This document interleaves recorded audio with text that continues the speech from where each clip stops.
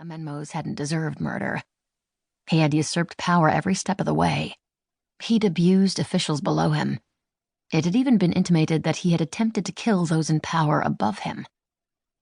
I think we've gotten all the manual labor done for the evening, and we're going to pack it in. Maybe drive to that little town for some dinner. Want to come with us? You should. You'd enjoy it. Or shall we bring you back something? Harley asked him.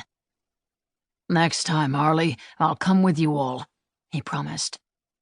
There's so much in here, I'm not going to go touching anything until we've had a chance to work with the preservation measures, but I do intend to look at everything.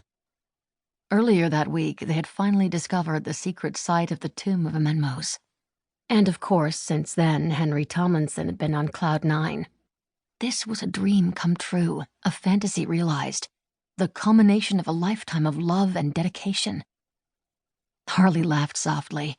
Yes, you did it, Dr. Tomlinson. I did, didn't I?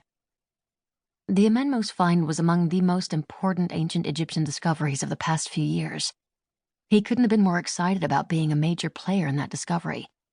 And even now, at the end of an exhausting day, and even though he truly enjoyed the young people working with him, he was far too fascinated to leave.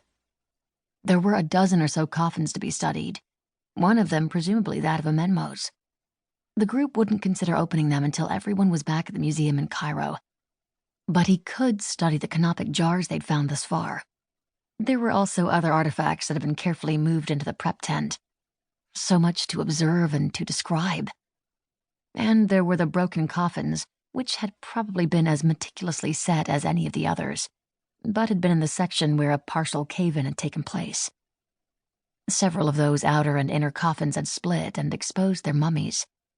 Henry Tomlinson was fascinated to see what study was possible before the mummies were packed and crated and prepared for the trip to Cairo, where options for preservation were far more sophisticated, and where the mummies could be x-rayed and DNA could be tested. Oh, it was all so monumental. Amenmose had been a priest in the days when another priest, I, had ruled Egypt as regent. I had done so for a well-known pharaoh, the boy king, Tutankhamun. As regent, I had wielded immense power. He'd gone on to become pharaoh in his own right, after the death of Tut at the age of 19. Amenmose, according to ancient texts, had tried to usurp some of that power, and he'd had his own followers in the court, making him a dangerous man.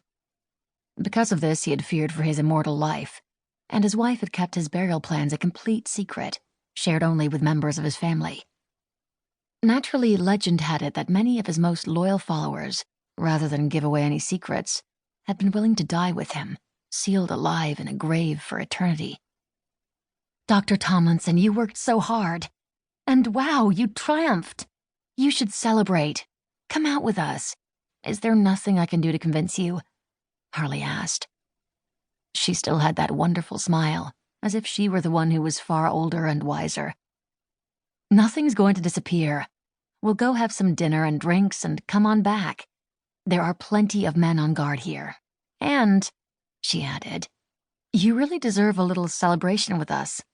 Think of it, you researched and imagined and looked into the ancient Egyptian mind, and you made the discovery. It's your shining moment. You're another Carter with his Tutankhamun, Dr. Tomlinson. Do you realize that? Oh, no, Henry demurred. He shook his head firmly. A celebration is tempting, but I couldn't leave. I couldn't. I do promise that I'll come with all of you on another day. Harley, look at this. I feel like, as the song says, I have treasures untold. Harley laughed. You saw the Little Mermaid? She asked.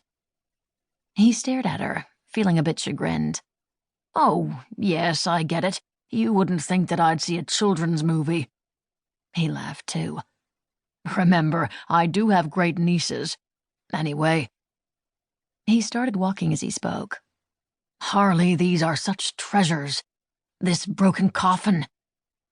He gestured at it. Damaged by time and by that cave-in, however many centuries ago. And this fellow, Harley, it almost looks as if he was buried alive, wrapped up alive and screaming. I don't think you can embalm anyone and have that person come out of the process alive.